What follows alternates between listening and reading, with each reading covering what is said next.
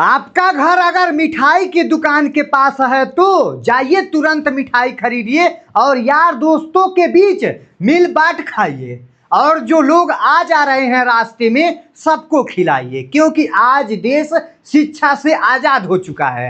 इस देश के लिए, एक लोकतंत्र के लिए, आपके लिए और हमारे लिए एक बहुत ही बड़ी खुशखबरी है, क्योंकि नरेंद्र मोदी की सरकार फाइनली आज झुक गई है और धर्मेंद्र प्रधान का इस्तीफा हो गया है। धर्मेंद्र प्रधान ने ट्विटर पर अपना इस्तीफा पोस्ट किया है और कहा है कि पिछले 10-12 दिनों से जो हो रहा है उससे मेरा मन बहुत दुखी है, ये सब लिखा है। लेकिन असली चीज जो है वो यह है कि भाई धर्मेंद्र प्रधान ने फाइनली इस्तीफा दे दिया है। मोदी जी डरे हुए हैं क्योंकि कहीं मेरा भी इस्तीफा की मांग न होने लगे, इससे मोदी जी सक पका चुके हैं। मुंबई में जबरदस्त भीड़ देखने को मिली, आज बिहार में आंदोलन हुआ, उसमें हिंसा भी हुई, और दिल्ली के इंटरनेट बंद होने के बावजूद भी खाना बंद हो चुका है, स्विगी का खाना बंद हो चुका है। ऐलान के बावजूद दुनिया भर की पुलिस, सीआरपीएफ और ना जाने क्या क्या लगने लगा। इसके बावजूद यहाँ के बच्चे ने जो ताकत दिखाई है, मैं सलाम करता हूं उस ताकत को, इस बच्चों को मैं सर झुकाता हूं इन बच्चों के सामने कि इनकी जिद के आगे एक ऐसी सरकार को झुकना पड़ा जिसके मंत्री कभी झुकने को तैयार ही नहीं था। इस सरकार में इस्तीफा नहीं होता है। अरे इस सरकार में ऐसा आंदोलन भी तो नहीं हुआ था जैसे हमारे बच्चों ने खड़ा किया, और इस आंदोलन के आगे सरकार झुकी, सब कुछ झुक गया। 20 तारीख को लाठीचार्ज हुआ। भाई कितनी परिश्रम से एक माँ बाप अपने बच्चों को पढ़ाते हैं, लेकिन यह जो पीढ़ी है उनको बड़े नोक पर ले करके रख दे रही है। अपने बेटियों को अच्छी से अच्छी शिक्षा दिया सब लोगों ने, और इन बच्चों पर जब 20 तारीख को लाठियां चली, जब हम लोगों ने देखा कि हमारे वो बच्चे जिनको हमने नाजों से पाला और उसी के साथ पुलिस आज बदसलूकी कर रही है। अरे इस सरकार में ऐसा आंदोलन भी तो नहीं हुआ था जैसे हमारे बच्चों ने आज खड़ा किया है, और इस आंदोलन के आगे सरकार झुकी। सब करके मोदी जी ने देख लिया, 20 तारीख को लाठी चलवाई और सभी छात्रों को पिटवाया है, कितनी बच्चियां को पिटवाया है। यही प्यार है भारत सरकार का, यही थप्पड़ देने का जवाब है भारत सरकार का। लेकिन यह जो पीढ़ी है इसको बड़े नाजों से पाला गया है। हमने अपनी बेटियों पर कभी आंच नहीं आने दिया। जिस माँ बाप ने एक थप्पड़ नहीं लगाया उसको आज दिल्ली पुलिस ने मार करके गिरा दिया है, कितनों को हॉस्पिटल में पहुंचा दिया है और कितनों को कहां से कहां पहुंचा दिया है। आज वही हुआ सोनम वांगचुक, अभिजीत दीप के, सौरभ दास, सबका शुक्रिया। किसी भाई का शिकायत नहीं है जो शिकायत कर दे इनके खिलाफ, लेकिन छोड़ दीजिए, उस पर बाद में बात होगी। देखिए ये शुक्रिया राहुल गांधी की जो इस सनसनी के साथ खड़े हुए। आज नेता जो लगातार एक्शन में थी, अब बात करते हैं राहुल गांधी का, शुक्रिया करते हैं। भाई इन्होंने जो काम किया है वो तो देखने लायक है। युवा नेता हैं, इनके साथ राहुल गांधी नजर आ रहे हैं जो बच्चों को एक छोर में लेकर के पैट गन का इस्तेमाल करते हुए ऊपर हुआ करते थे, उनके साथ आज राहुल गांधी नजर आ रहे हैं। नेहा के साथ प्रेस कॉन्फ्रेंस उन्होंने की, उन्होंने बिल्कुल साफ कहा है कि सर और यूनिवर्सिटी देखिए थ्रेटन कर रही है बच्चों को कि आप पार्टिसिपेट ना करें प्रोटेस्ट में। Yes, this is all the system that is attacking them. I told them inside, I said do not worry,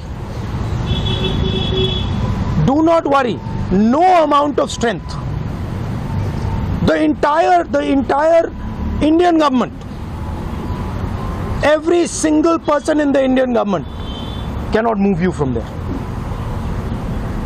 So जितना करना है वो करें, बंद करना है बंद करो, धमकाना है धमकाओ, कुछ करना है करो, हम नहीं हटने वाले हैं, ये नहीं हटने वाले हैं। ये हिंदुस्तान के फ्यूचर हैं, इनको देख लो अच्छी तरह, इससे कोई नहीं लड़ सकता। Narendra Modi is India's past. The past can never fight the future. Thank you. Thank you. Get well soon. और नेहा ने कहा कि यह हमारी डिमांड है, राहुल गांधी बिल्कुल सही डिमांड करे हैं। धर्मेंद्र प्रधान का इस्तीफा हो, जिन बच्चों ने आत्महत्या की है उन माँ बाप को कॉम्प्लेक्शंस मिले और नरेंद्र मोदी माफी मांगे पूरे भारत के साथ। और देखिए प्रेस कॉन्फ्रेंस खत्म होते ही उनके थोड़ी देर बाद धर्मेंद्र प्रधान का इस्तीफा भी आ जाता है। आज कांग्रेस ने कहा था कि शाम को कैंडल जुलूस निकालेंगे, मोमबत्तियां लेकर के मसाल जुलूस जैसा मसाल जुलूस हर जिले में निकालेंगे, वो निकालना ही है। लेकिन उसके पहले ही सरकार झुकती है और सरकार झुककर धर्मेंद्र प्रधान का इस्तीफा दिलवा देती है। फिलहाल नरेंद्र मोदी जी अगर बच्चों पर लाठी चलाने से पहले अपने आप में यह सोच लिया होता, पहले ही ये काम कर दिया होता, तो भाई आज उनको पूरे देश भर से गालियां नहीं सुनना पड़ती है। आज बच्चों की माएँ और उनके बाप सड़क पर आकर उनका इस्तीफे की मांग नहीं करते। लेकिन आप लोग तो अड़े हुए थे। निर्मला सीतारमण कह रही थी कि कैंसिल होने से फायदा हो गया है। एक बच्चे ने कहा कि अच्छी तैयारी की और हम पास हो गए। वो जमाना गया जब आपका आईटी सेल और गंदी मीडिया जनता को बेवकूफ़ बना रहा था।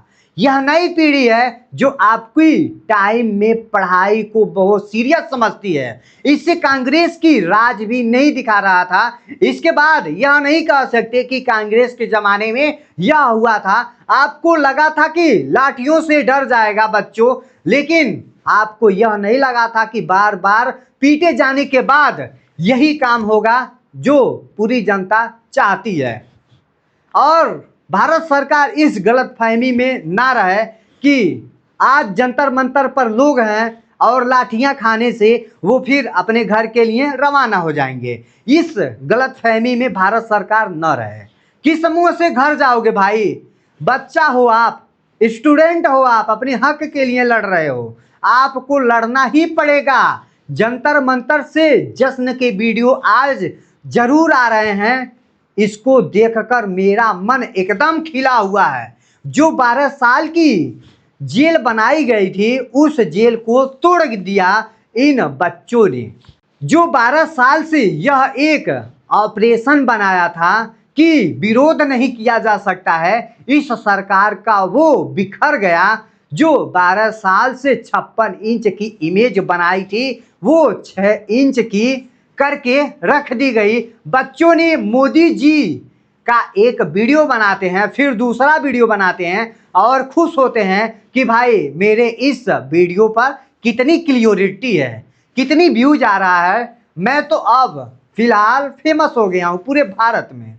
मेरा मिलियन ऑफ व्यूज है, 250 लगभग क्रॉस कर चुका है। इतनी खुशी तो हम लोगों के बीच में नहीं होती है, जबकि हम लोग भी वीडियो बनाते हैं। कभी ज़्यादा देखा जाता है, कभी कम देखा जाता है। लेकिन मोदी जी के समझ में आ गया है कि यह बच्चे ना वीडियो की चॉकलेट से बहलते हैं और ना ही फ्रेंड्स के भ्रमित करने से भरमते हैं। जी हाँ, इसके बाद 50 से 55 लोगों को हटाया गया एनटीए से और अब तो धर्मेंद्र प्रधान को सीधे सीधे इस्तीफा दे दिया गया। यह बच्चों की बड़ी जीत है और नरेंद्र मोदी जी की सबसे खतरनाक हार है।